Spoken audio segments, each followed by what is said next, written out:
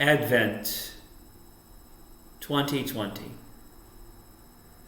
We've already been through so many difficulties this year that as we begin the liturgical season of Advent, our minds may still be dwelling on a lot of difficulties and questions before us.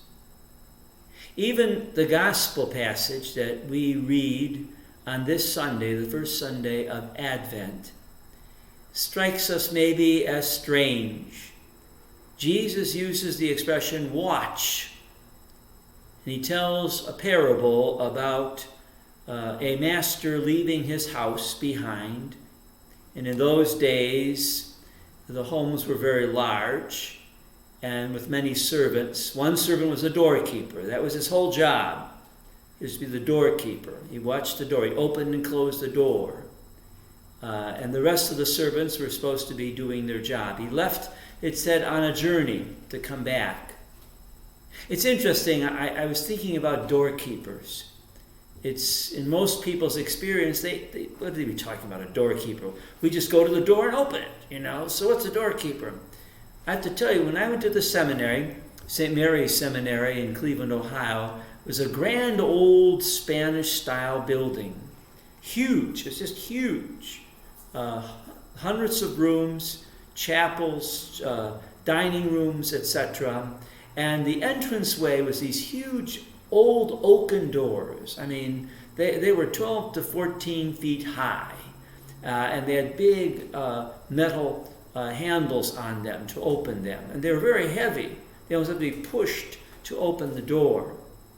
And there was a doorkeeper. His name was Dick. Great little guy.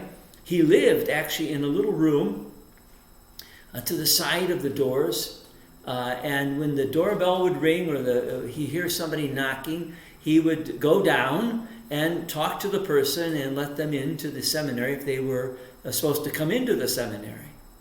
Now, as I said, most of you have never experienced that idea of a doorkeeper. But the parable of Jesus makes reference to it, the doorkeeper. And to watch out for what? Well, we've been watching out all these last few months for a vaccine. Isn't that what we've been watching for? And now we're going to be watching for when the day is that we can line up and get our tests. Well, I know what I'm watching for. But the word Jesus uses for watch is not simply to watch out for something that will be beneficial, or on the opposite sense, watch out for something that will be bad. Because usually when we use the word watch out. You say to a little child, watch out. You may be referring to, watch out for the cars, watch out for somebody who might hurt you. But Jesus uses the word watch and being vigilant as something very positive. He talks about it as though the master is returning, is coming back. Something as special is going to happen. And with God, we have to be very watchful. We can't forecast. We can't forecast exactly or predict how he's going to come into our lives. But we are assured, you might say, that he will come into our lives. But we have to watch for that coming into our lives. Because it's not only we're going to see something with our eyes, but the watching has to be a realization that something is going to happen to me. Something's going to transform in my life. Something's going to be different in my life. In a sense, the event that's going to take place, what I'm watching out for, is not just somebody coming into my life, but that somebody is going to help me transform something about myself and my life in answer to some real need or some real situation in our lives. So watch out this Advent.